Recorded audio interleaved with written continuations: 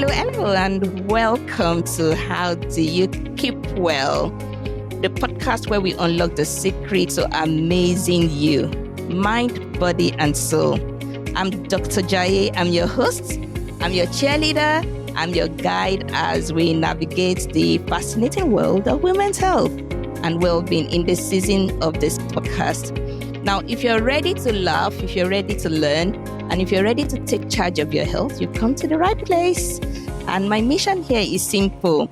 I want to empower you, yes, you, that incredible woman, and also men listening. I want to empower you to live your fullest, healthiest life.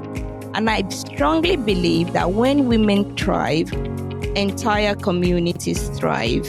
And that's my vision. My vision is to create a ripple effect of well-being where every episode of this podcast leaves you with something practical, something uplifting, and definitely something that makes you say, wow, I can do that. So welcome. And now you can see on my screen, there is somebody here. I have a very special guest. I will leave him to introduce himself, but Dr. Odusoga is a very experienced gynecologist. He currently works in Canada, so it is a huge honor and a huge privilege for me to be speaking to him here in the UK. And I appreciate all the effort he has made to turn up today. Thank you so much, Dr. Odusoga. And today we will be talking about hysterectomy, fibroids, and early menopause, what every woman should know. So, Dr. Odusoga, thank you so much for joining me tonight. I'm going to start by asking you to tell us a little bit about yourself. Tell us a little bit. Tell us what actually drew you to gynecology, because most of us think it's a women's field, but you are a man. So tell us a little bit about yourself. Okay, thank you very much for having me. For me, people call me Odusoga. That's the name I coined for myself just for ease of pronunciation. So I'm a UK-trained gynecologist and obstetrician, and my special interest has always been laparoscopic surgery, which is keyhole surgery, as you call it in the UK. But in Canada, it's known as laparoscopic surgery. Nobody knows what keyhole means. Each time I tell them keyhole, they think it's bizarre. You mean key? You have to have a key to open your tummy or something. Yes, it is keyhole, please. Let's leave it as keyhole, yeah. Yeah, so it's called laparoscopic surgery, and it's interesting because the patients do know what laparoscopy means in Canada. Obviously, I'm UK trained. I've been here for the past 18 years or so, and I only moved to Canada a year and a few months ago just because I just wanted a break from the retinue and hard work in the UK. I needed What do you mean UK? What do you mean when you say hard work in the UK? Yeah, it's pretty hard, and I was working really hard. I keep telling people I had 4 secretaries. I was working in 4 different hospitals. I was an NHS consultant. I was operating 4 days a week. And at a point, I realized that I needed a self-imposed sabbatical just to recalibrate. And that's Canada, like a recipe for burnout, isn't it? I don't know, but my generation doesn't do burnout, I suppose. Yeah. So I'm from that generation where you just keep working. And I mean, work is like fun, right? But at the same time, you have to have enough sense to know when to recalibrate, and so you can divert your energy to the right sports and be more efficient. Yeah. So how did I get into gynecology? I think I didn't choose gynecology. It chose me. I got to the UK in 2005, wanted to be a pediatrician, couldn't get a job as a pediatrician, and somebody offered me, would you do obs and gyne? I said, well, anything to pay the bills. And I went for it. And the first 3 years, I was just doing it as a job, until I got to my, I think, second or third year. And my trainer then told me to do a procedure, was training me to watch me doing a procedure. And I did it. And she said, that's the very first time. And she's been a consultant for many years. I will see a trainee do it at one go, so slickly. I said, you might want to think about laparoscopic surgery. And that was a light bulb moment for me. And also, I think something else happened a year or so into my training. I tried applying for jobs and the person who was supposed to be my referee gave me a 1.5 page reference and said, this guy, I don't know what it will be like in another specialty, but this guy is just it's got the potential. Yeah, So I guess naturally talented I in that area. I think so. I think it's sometimes in life other people see what you can't see. That's true. Yeah, and it's sometimes hard to fight your chosen path. And I think for me, it's a chosen path. Because I remember when I was in medical school, I was walking down the corridor during my obs and gynae posting. And I remember saying to myself, I will never be found doing this, never ever in my life. And I remember hearing a voice saying, never say never. And I still remember that day and that spot. I actually went to my unit last year to walk on that same corridor. Wow. To say, I remember when I said I will never be caught doing this. That is interesting, and how life has just turned around and Absolutely. come round to that very point again. That's and dare I say, when we trained as gynecologists, when we trained as trainees, it used to be a ratio of like 8 men to 2 women. But by the time I got to my last year, it was now like women to 2 men. That's interesting because recently the General Medical Council here in the United Kingdom have come up with some data showing that we have more women on the register of doctors compared to men. And I find that really, really intriguing that more and more women are getting into the profession to be doctors. And I think it's a fantastic thing, yeah, that you have more women. I think women are naturally, instinctively caring. And I would say definitely it's a good thing that you have more women. But there was a time we used to joke about the feminization of obs and gynae. But I don't know, in those days. But yes. And I think it was good the UK sort of made the training flexible so you can have more women representation. It brings a different angle to it altogether. It does. And I'm happy about that. And that's one reason I'm quite passionate about women, because I believe that more and more women are doing so many things that maybe generations, maybe 20, 30, 40 years ago would never have dreamt of doing. But at the same time, they are getting to midlife, and many of them are just kind of, I don't know, not all of them, but, more and more you hear all the negative stories about menopause. And that's why I tend to want to look at midlife as actually an empowering time after all these years of training. And then you get to the middle of your life where you really bring your experience to the core and train other people. And then you find out actually what's going on here. Now, that would lead me to my next question, actually, for me. Now, when we talk about women, obviously we've talked about women as doctors. Now, I'm talking about women as patients. What's one thing you wish more women knew about their post-reproductive health?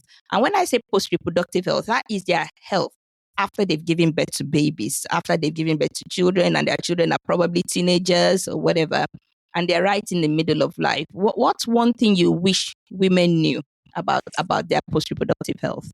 That's an interesting question. And I think one thing that I find, not just about women, especially women around that time, is just to know that they're not alone, right?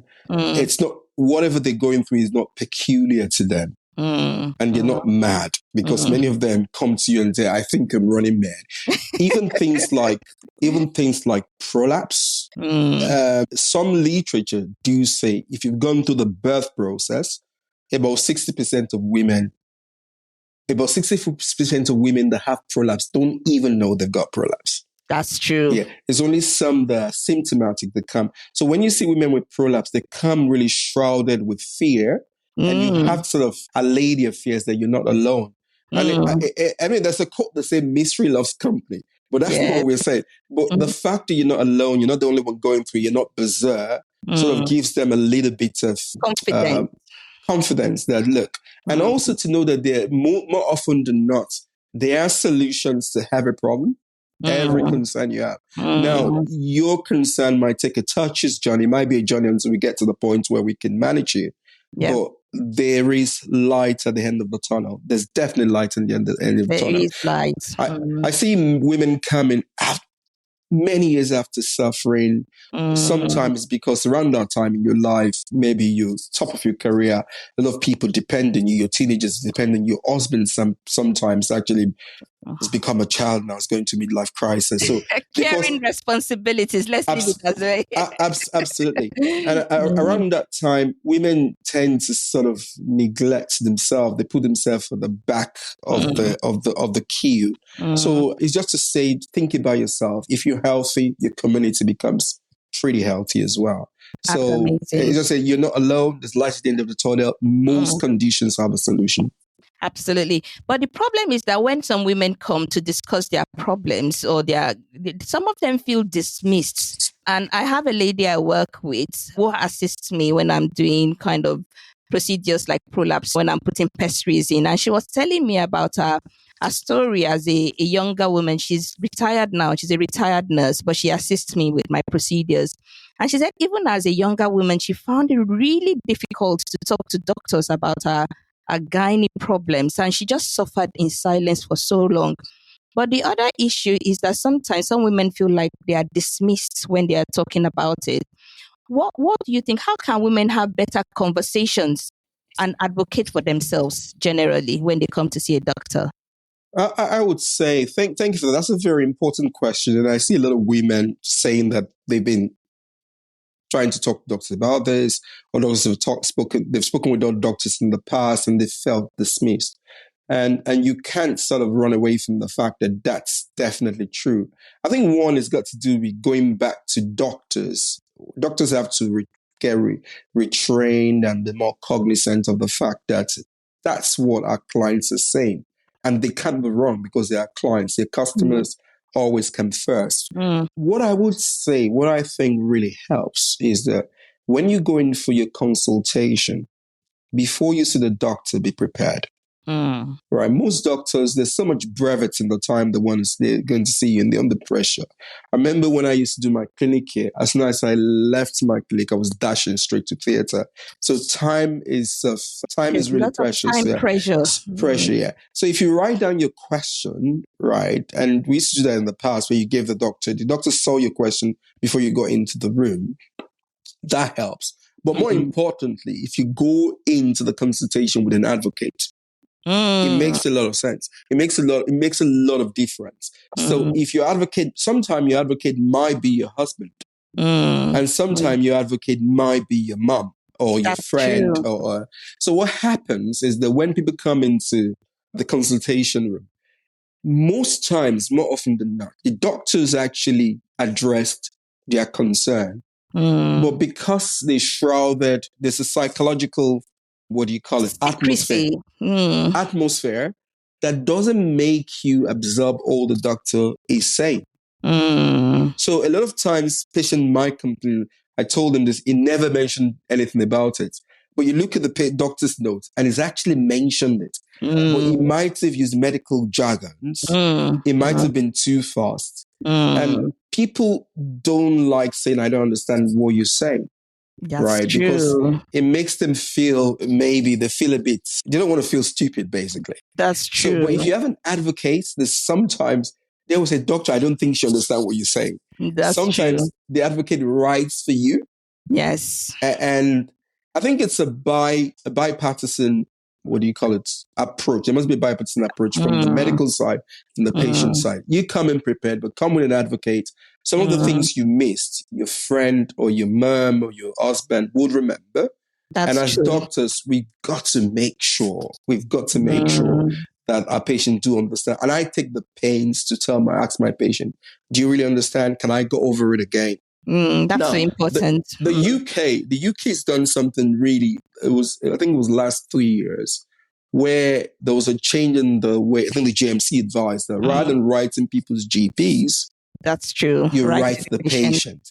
That's true. And I think that would solve a lot of problems. So I would say, first, be prepared.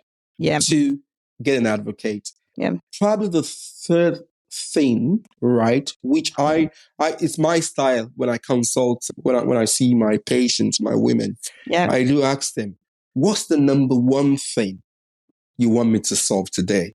So I always have a scale of symptoms. I have a Mm. scale where your symptoms are scaled according to how severe they are. Yes. So you have the most difficult one. So if you can, some patients, if I just get this bleeding problem away, you're giving back my life. They might have a retinue Of other plethora of issues. complaints, but there might be two things. Just get this done, I'll be happy. That's amazing. Thank you so much for that. So I appreciate the fact that you said coming with an advocate, because I have seen that happen so much. In fact, I remember one of my patients who came in with her son, and it wasn't for anything, but it was just more of a support. Sometimes when they come in that way, we usually ask whoever they've come in to maybe step outside so that we can examine them fully. But at least for that part of that conversation, I think most women would actually find it helpful bringing in somebody in with them into the consultation room. You're absolutely right, because most times they're meeting a stranger the first time. There's no, that doctor-patient relationship takes a while to build. It's a bit different if you've seen a GP. Your GP knows you. But and in those days, GPs were family doctors. They went to your house. They knew everyone. Yeah. But you've seen someone who looks, you never met this person before. You might never, he has an accent. So there are a lot of nuances that you got to put into place whilst dealing with people. That is so useful. So women, write your questions down before you go to see your doctor. And if you're not too sure, maybe go in with somebody. Okay? Now, I want to talk about some very important problems many women face in midlife. And this is heavy bleeding. Some women already know why. They know they have fibroids. Other women may not know why. Other women, it might just be the hormonal time when they reach 40. And I say this to most women I see in my practice. Once you reach the age of 40, your periods are going to change. So be prepared. But first of all, why are these issues so common in perimenopause? And do they always need surgery? Because I find that a lot of women, especially in some countries of the world, which we both know, end up having surgeries. They have their womb taken out. But do they always require surgery? I know there's two questions in one, but I just love listening to you for me. So please feel free to explain where you can. Okay, like you said, you mentioned it. Thanks, very good question. The perimenopausal time is a very interesting time because your hormones are very erratic. They're everywhere. And as a result, because your hormones are erratic, today you can have a surge in one of the hormones. The body is actually trying to sort of get to the end stage. The ovaries are trying to say, I've done my job, produce hormones for you to produce eggs. You've had babies. Now I'm on my way out. It's like the end of a relationship. And like every end of relationship is usually chaotic. So it's a very unpredictable time. You might have a period today, then you don't see a period for 2 months. Then it's almost like if you have somebody who's been in a relationship with you for many years, about 40 years or 30 years, and you've known each other, they have a cup of tea with you, so the day, at a particular day of the month, and you have like dates on those days of the month for 4 days, 5 days. Then they start behaving funny. They become very needy. They come more than 4 days a week, or sometimes they don't even come at all. It doesn't just impact you physically, it impacts you psychologically. It does. It's for women to know that it's the end and things are going to be erratic. So that's why, just because of the unpredictable nature of the way you produce hormones, because your ovaries are beginning to, your ovarian reserve is getting poorer. That's why. And it's just knowing that that's going to happen. Like like you said, you already speak with your patient at 40. So that's what would help the expectation. And once your expectation is well managed, your symptoms will be well managed, at least psychologically. You're not running mad. You don't necessarily have cancer. Half of the time when I see patients, I say, what's the problem here? Someone say, I just want to know I don't have cancer. And most times if you take a biopsy, okay, I know I'm not alone. It's not cancer. Doctor, I offer them hormones just to stabilize the period. And someone, doctor, I just want to know, I don't have cancer. That's fine. Are you sure I don't have cancer? Fine. And sometimes they're rarely, the guideline says if someone's obese and almost more than 45, do a biopsy. I sometimes will do a biopsy the 40-year-old, just to let her know that you've not got a cancer. For and reassurance. For reassurance, yeah. So that's one. Then surgery. In some countries where they've not got the options that we have in the West, surgery might be the only option they have. And based on the fact that those women might be going, a lot of things depend on them, and they can't go through the stepwise management care plan. They just want to have it done and moving with their life. So some people just say, just get this thing out. And there's also a myth as well. Some people say, my grandmother had surgery for hysterectomy, my mom had surgery, then I should have surgery as well. Both things have changed with the advent of technology in gynecology and surgery. The options are just so numerous that you can choose. You can decide not to go for surgery. You can try other things. Other things like what, doctor, for me? I have a mantra. I'll come to that. Where I'll say, surgery itself is barbaric. If you can solve every problem with a pill, then you should go for that. My approach is always to go the least invasive way of managing cases. So if a woman comes in and she's having heavy period, you could basically do a hysteroscopy, put a camera in the womb. It might just be a polyp. And taking out that polyp might help reducing the period. Stabilizing the period. Other times, all they need is just what we call an ablation. Basically, you use radio frequency energy to heat up the line of the womb, to burn it. And it will destroy, because they're not going to have children again, so it will just destroy the line of the womb. It's a 90-second procedure. Wow, is that quick? So less than 2 minutes. Less than 2 minutes. And that could save a lifetime of bleeding so heavily, or even having a hysterectomy. So obviously, you need to investigate the womb to know the cause of the everything, to be sure it's not cancer. Once you know it's not cancer and she's finished having the children, and she's got a formidable form of contraception, you can actually, if she's not going to have children again, you can actually take out the tubes. Because in taking out the tubes, it's minimal invasively done. It's a day procedure, and you can do radiofrequency ablation of the womb, right? And in taking out the tubes, you also help and reduces the risk of cancer, because 50% of epithelial ovarian cancer starts from the tube. So you could take that out and just do a little bit of an ablation. It takes 90 seconds, and they go home the same day with painkillers. Right. Now that brings me to the next question. So sorry, I've not finished it. You've not finished the previous answer. So you could use the Mirena. I think the Mirena it's not suitable for everyone. Yes. But the Mirena coil is probably the best device in gynecology. It's reduced the hysterectomy rate drastically, to the point that there was a time there was nobody to operate on. There were few people to operate on. It was difficult to train people on how to operate. That's so interesting. Yeah. The challenge with the Mirena is it's not suitable for anyone. It's a mono. And in some cases, it falls out. In some cases, it gets dislodged. But in most cases, 7 to 8 out of 10 women, it just solves your problem. And it's protective against cancer of the womb. Right. And you can use it as a form of HRT as well. That's true. It's also a form of formidable contraception. Yes. So it's like an all-in-one. It's got so many functions. Exactly. So if it works for you, it works perfectly. With fibroid, these days, you can take a fibroid minimally invasively with laparoscopic surgery or keyhole surgery. If the physician has the right skills, then these days there's a new technique called radiofrequency ablation of fibroid. Really? Where you can use radiofrequency to reduce the size of fibroids. And even then, you can also move on to doing uterine artery embolization, where you plug the blood vessels that supplies the fibroid. So there are options. But obviously, these options are only available in advanced countries. That's true. They're not readily available. One would think that with, for example, the ablation that you mentioned, that can be done within 90 seconds, it sounds like something that is quite easy to access. I'm not too sure, but does it require a lot of equipment?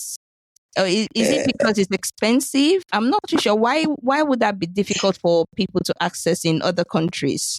So, I mean, I'll say the popular one is the NovoSure ablation. There's a balloon ablation, which should be cheaper, which you just put a bit of glucose in a balloon and you eat it up. But that's been fashioned out. The one you have is a radiofrequency ablation. And I think the last time I checked, a kit costs about £400. Okay. if you look at it, if you do the cost effectiveness over the years, Yes. and looking at how it helps people go back to work early and how they become productive, and it's worth it. But £400 in a place like Nigeria is a lot of money. Low-income countries, yes. It's a lot of money. It's a lot of money. Yeah. Well, yes, I think that's where we are hoping our government will invest more into health. And I know there's a lot of private work going on in Nigeria, whether or not, when you look at the frequency or the amount of hysterectomies they do, and then you look at this procedure, hopefully people become a bit more aware and they can ask questions as well. And that's why I bring specialists like you to talk to us about what is actually the current trend. So people are just aware of it and they can talk and ask questions when they go to see their specialists. Now, you talked about the procedures, removing the fallopian tube, the embolization, and all the various procedures, hysterectomy. Now, there are the various schools of thoughts about it and the impact this has on triggering early menopause. And I don't know, what are your thoughts? Can you actually break that down? What actually happens when people have had hysterectomies, even though their ovaries are still intact and left behind? Why is it that they experience menopause symptoms early? Or is it just a myth? Okay, thanks for that excellent question. Now, I would like to start with the fact that no one should do a hysterectomy except it's totally necessary. And more often than not, if I were to do a hysterectomy, it's because the benefit outweighs the risk. It's because you reach the end of the road. So ideally, that's what should be the case. Even in cases of fibroids, the fibroid is asymptomatic because 99% of fibroids are not cancerous. They're benign. It's a benign tumor, right? It's only in very few cases, very, very few cases, less than 1%, less than 0.5%, even less than 0. Really, really low number of cases would you have cases of leiomyosarcoma with the cancer of the fibroid. So, like I said earlier, your mantra as a gynecologist to be only to do a hysterectomy except is essential, only when it's essential. And I always say that a good surgeon knows how to do an operation. A better surgeon knows when to do an operation. And the best surgeons know when not to do an operation. When not to do an operation. That is deep. Because it comes with concomitant risk. Bleeding, infection, damage to the bowel, bladder, ureters. Albeit they're pretty small, but if it happens in one person, that person's 100%. So I normally try to explore the least invasive way to start with before moving on to doing anything invasive. But if you were to do any hysterectomy, it's because the patient needs it. And if they're younger, I would say if they're less than 44, 45 below, then you have to sort of counsel them carefully, right? Should I leave your ovaries or should I take them out? The only reason why you're thinking of taking the ovaries is because, for instance, if they say something like, I've been having recurrent ovarian cyst and I have a family history of ovarian cancer, and it's a strong family history of ovarian cancer, they go the BRCA gene. Yeah. Then you may well offer them. It's an offer, right? And if they were to say no, you have to support that. And if you were to take out somebody's ovaries, you need to make sure you give them HRT to the natural age of menopause. Otherwise, it affects their bone health, cardiovascular, cognition, and all that. So now, what happens when you're doing a hysterectomy? You're basically taking the womb out and leaving the ovaries when you're conserving the ovaries. Yes. Then don't forget, the ovary is supplied by blood vessels, by the ovarian vessels, but some part of the ovary is supplied by the uterine artery that supplies the uterus as well. Right. So in severing the uterus, leaving the ovaries behind, you inadvertently take away some of the blood supply of the ovaries. Wow. So it depletes the ovarian reserve ever so slightly. So whereas a woman who's had no hysterectomy, who's not been hysterectomized, would get into menopause most times around 51. Somebody who's had a hysterectomy with conservation of ovaries might notice that they get into menopause a bit earlier, 2 years or a year earlier. That is interesting. Yeah. And the caveat is always just to warn the ladies to say, look, this might happen. And if it happens, you can move on to HRT. You can use HRT if it's not contraindicated. There's some cases where you can give HRT rarely, but if it's not contraindicated, you can go straight to HRT. Wow, that is deep. And that is one thing I'm not too sure women are being cancelled about when they have hysterectomies, because most of them just come back to tell me, oh no, I've just had a hysterectomy and my ovaries have been left behind. But I don't think they realize that, yes, part of the surgery can actually affect the way their ovaries work. But one of the interesting things, I think when we were talking about this particular issue a while back, one of the interesting comments you made was that also some women actually, because of the degree of their symptoms leading up to their surgery, may actually be experiencing the symptoms of menopause, at least maybe even earlier than they should, probably due to the stress. Because you're pretty right. People, let's not forget that the people that need hysterectomy are usually most times, not all the time, are usually in their mid-40s, perimenopausal. So they already have some of the symptoms. Yes. And just by taking the uterus out, it just magnifies the symptom. Right? It does. And to be honest with you, sometimes people having their ovaries, one of the reasons why some women we choose in the last 10 years or so, 5-10 years, we now know that even if you leave, even postmenopausally, your ovaries still releases a little bit of hormone, testosterone, estrogen as well.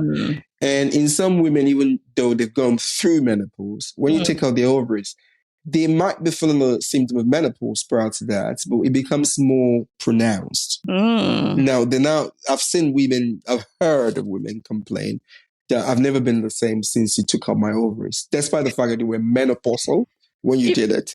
That's interesting. Yeah, because your ovaries still produce a little bit of hormone. Very tiny amounts of hormone, even during menopause. So these days, you have to counsel a woman and let her make an informed decision. And I've had women who are well read about this, and they're 52, they need a hysterectomy for all this stuff, and say, just leave my ovaries alone.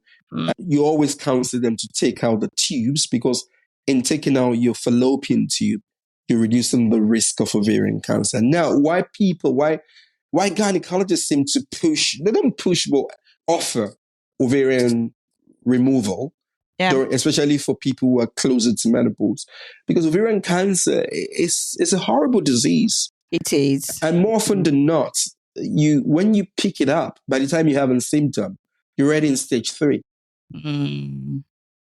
So that's why, because they've seen it.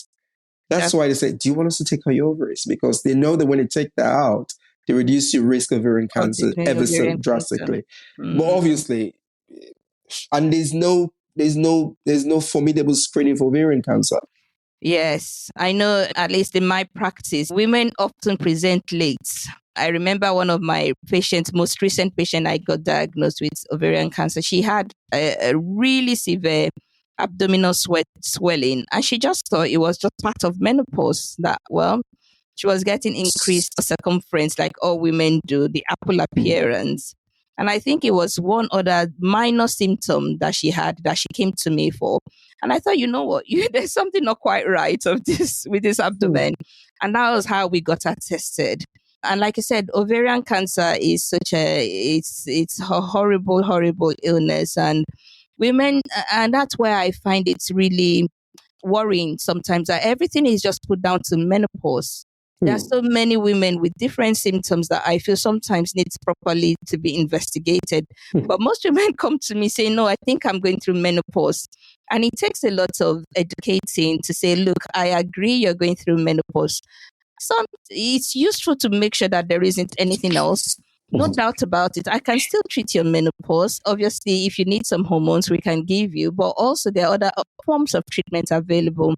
But maybe my second to the last question, because we're nearly rounding up now, is I'm interested to know what your thoughts are about the impact of surgical menopause. So that is women who've had their ovaries removed, and they've, especially at a younger age, what is the impact on because you mentioned it very briefly earlier on, what's the impact on their bone health?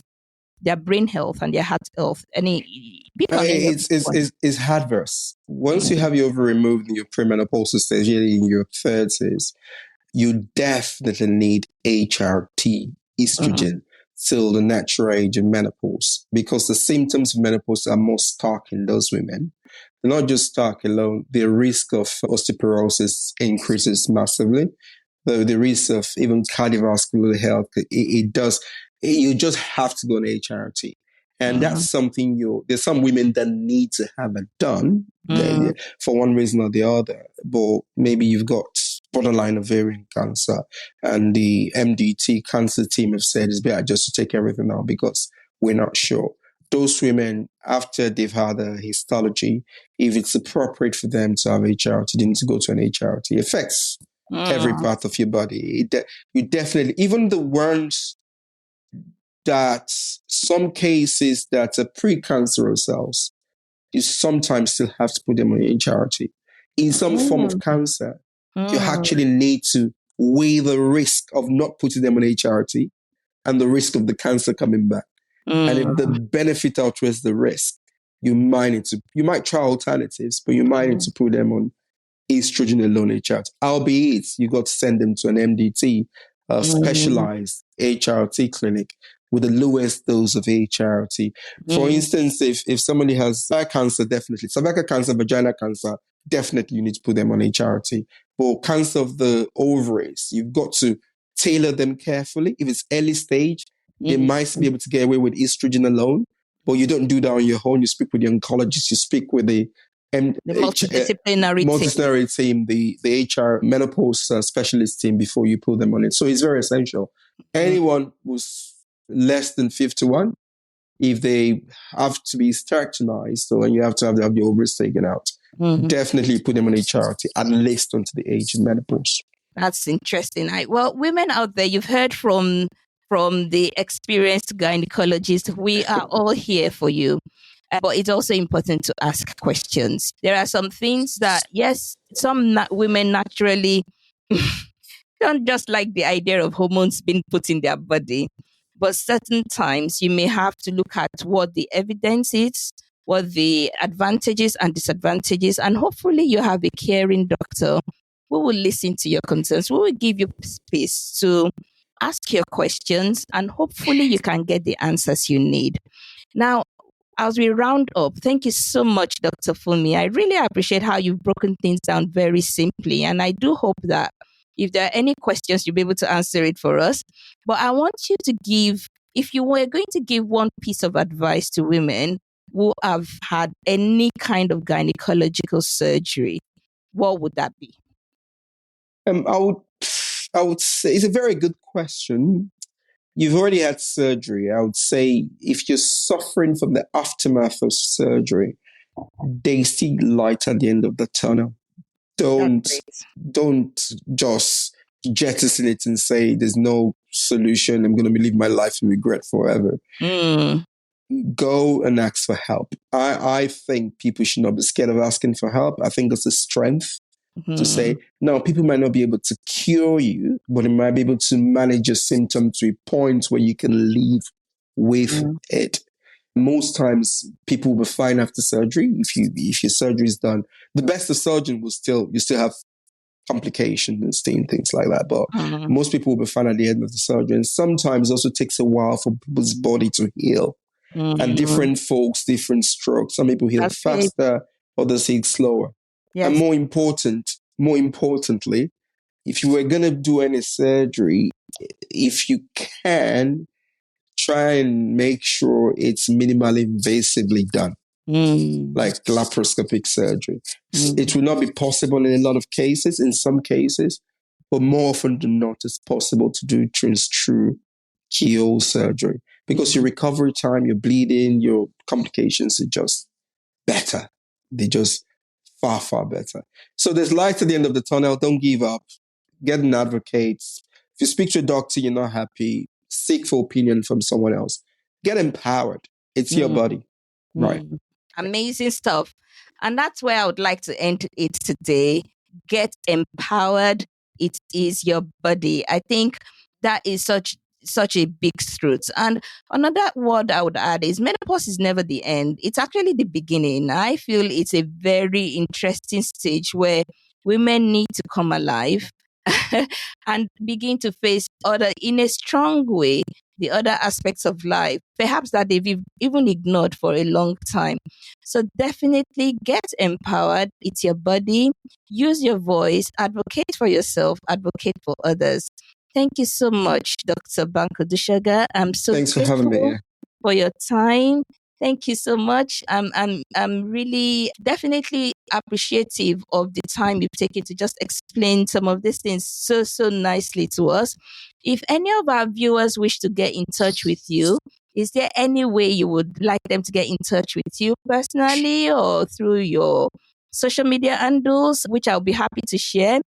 So I've got a social media handle, Instagram. You can get in touch with me on Instagram. I do give a lot of talks on Instagram. I do advise patients. I think it's Bank Odusoga, Fumi Bank Odusoga. So feel free to send me an Instagram message, and I would normally often reply. More often than not, I would reply. Amazing stuff. Thank you so much. You're welcome. Yeah. Well done. Thank you so much for listening to the podcast today. How do you keep well? Well, if you have liked this episode, if you have enjoyed listening to us today, well, look out for some more because I'm bringing in a number of different specialists to guide us, to educate us, to empower us. Why don't you share this stuff? Why don't you share, like, or subscribe to this podcast and to the YouTube channel? Thank you so much for listening. Have a good evening. Thanks for having me. Bye. Thank you so much. Bye. Bye.